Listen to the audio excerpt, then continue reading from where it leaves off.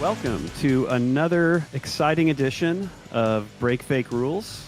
It's our little show where we look at how the rules of philanthropy oftentimes prevent social change, and we are looking for people and things that we can all do differently by breaking those fake rules. And today we are joined by one of the legendary fake rule breakers of philanthropy, Leah Hunt-Hendrix. Leah, thank you so much for joining us today. Thank you so much for having me. I'm so happy to be here. Leah, you are a well-known in philanthropy, a well-known rule breaker. And, you know, it's not often that we get donors on the show who really speak to this idea of breaking fake rules of philanthropy. And I'm wondering, you know, what's the origin story there for you? So much of what you do is not on script of philanthropy. Is this something that you were trained in your family? Did you wake up one morning and say, "I don't want to do it like the rest of my family"? What's the story behind Leah Hunt-Hendrix? Thanks, Glenn. It really is nice to be here, and I love the concept of this show because in a way, like philanthropy is all kind of a fake rule, um, and I love thinking about how our legal systems and social institutions are all like man-made, and we create them and we can recreate them. Um, and yeah, so my quick story is uh, my grandfather was H.L. Hunt, who was an oil tycoon in Texas, and so my mom inherited money from his oil companies, and she I think she was actually the big rule breaker. We both broke some rules, but she really felt the kind of oppression of patriarchy. Like the men in her life in Dallas, Texas, were all given much more responsibility and authority than the women were. And in her 20s, she moved to New York and decided to figure out what her relationship to money was and how much money she had.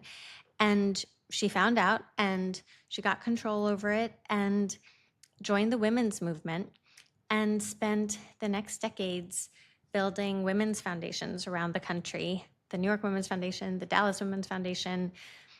Ultimately, she built Women Moving Millions, which has moved many, many more millions to support women and girls around the globe. And so I just like admire her so much, actually, for charting out on that course, because that was a real Many of us do. Many of us do. yeah, that was a real Yeah. a risk. It took a lot of courage. And I guess then I grew up in the middle of the women's movement and actually felt very empowered as a woman because I was around all these powerful women. And so for me, I wasn't as in tune with all the work that clearly still needs to be done on gender and women's rights. But my big sense was we may win, women may be equal to men, but class inequality is the gap that I felt really in touch with. We moved from Manhattan, from Fifth Avenue to rural New Mexico when I was 10 years old, just for a few years. And I had friends who did not have indoor plumbing. It was just a very different class experience. And that was a big wake-up call to me. And from that age, I just felt like the concentration of wealth was the biggest problem in society. To me, I felt like you could trace any problem back to poverty as its cause, poverty and powerlessness. And so I've spent my life trying to figure out how you address that. And I wouldn't say it's a total break from the family because in a way, everyone in my family goes in different directions. And my mom actually set up our foundation to allow that also. All of her kids are very different. And so we all were given some space to go in our own directions. So I'm grateful for that. So your focus on class goes back to a while. You just told us a while, but you really got involved in a movement, the Occupy movement, which I think many of us were very, very much talking about the 99% and the 1% as a result of that movement. When did that take place? I'm having a A fog. It was 2011, 2011. September 19th, Wow, 2011. to the day. And during that time, you had a whole bunch of very important people come into your life, one of them being your co author on your latest book, Astra Taylor. The book is entitled Solidarity. Oh, look at there it is. The Past, Present, and Future of a World Changing. And we will talk more about the World book. changing idea. World Changing Mhm. Idea. So we'll talk more about this in just a second. But what I'd love to know is just going back to that time, you started thinking about new organizations and new movements and some of it very much related to philanthropy. So what was one of the first major rules you feel you may have Yeah. broken or encouraged people to break at that time? Yeah. Um, well, a couple of things come to mind, actually, if I may. I mean, one is so yes. So I was doing my PhD at Princeton University. So I was just about an hour outside New York when Occupy started, and but I was coming into New York a lot anyway, and so I I was studying social movements, and I was studying inequality and theories of domination and politics and democracy. And so I thought, there's this movement that's like happening right here. I should probably observe it. So I really came in as an outside observer. Um, but I just started going to all the organizing meetings and showing up every day and just found it to be fascinating and was also really inspired that people were naming kind of the crux of what I think is sort of our